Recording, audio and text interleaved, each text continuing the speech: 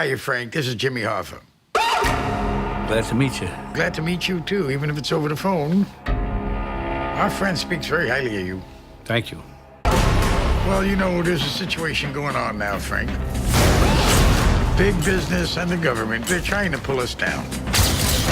We came out of a world like in the 20s and 30s when there was child labor, and and he was a kid, he was a teenager, and he was getting in with the union, and the union became his life and his cause.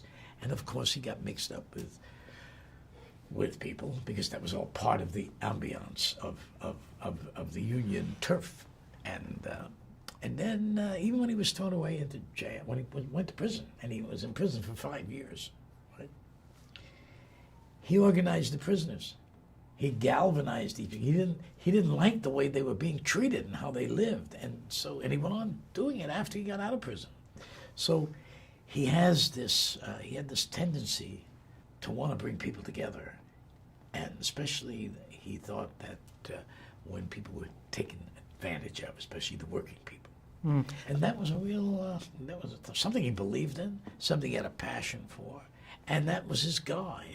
Back then, there was nobody in this country who didn't know who Jimmy Hoffa was. You got a gun! Get the gun out of his hand! You always charge a guy with a gun.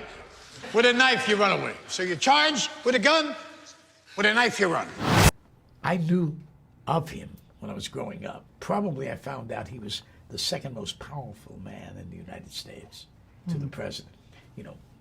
Looked at his stuff on him. I learned that he was he cared so much about the working person, getting the working person in transportation to thrive, get more than he was being given. Jimmy Hoffa is also like that. Yes. A lot of people hate him, a lot of people like him. Yes. How do you navigate your way into these characters and you humanize them and you make us like them? I like all your characters in spite of their badness. I love that. Well, I think that there are elements when you get to know people too. In order to make you actually experience the character, you have to give an audience something that they could like or be able to accept and see. So it's in a sense a frame around the character. These human things that make you laugh, and I go for that. It may be unconsciously, but that's what I don't think of it consciously, but hopefully it'll seep in. And I got to know Jimmy Hoffa in terms of all the data that's on him. So when you read and think about who he was, see, I guess he was like all powerful men, women. They have their idiosyncratic things, their eccentricities, and their needs. A lot of them have that sort of childish thing in them. At least it's a funny kind of a thing. And once you tap into that a little bit, it's very interesting. But look how he loves this guy, Frank, Bob De Niro. The feeling he has for this guy is revealing. But you're not really. You're doing you're really doing the author's version of Jimmy Hoffa and your version, that combination of the author and you together with Martin Scorsese and his interpretation of how he sees the character. So it's a trio of a person. So interesting. We talked a lot with Al. I mean, really, there was hardly any rehearsal.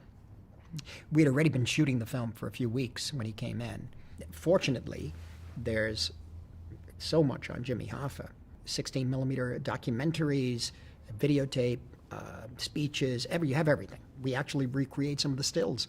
The one where he's in jail, he's sitting against the wall, and the policeman comes in and takes him. That's a still from him from Life magazine, I think. That's what's fun about doing these kind of characters.